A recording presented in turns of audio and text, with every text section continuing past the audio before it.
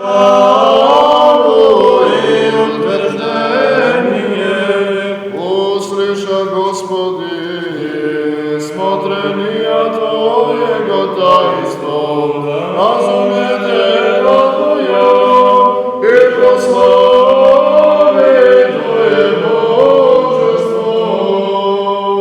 Потребоженое древо, на небе распятия Христос, Царь и Господь, им же паде древом прелостиві, тобою прелостився, Богу припоздившуся плотою, подаю всему мир душам нашим.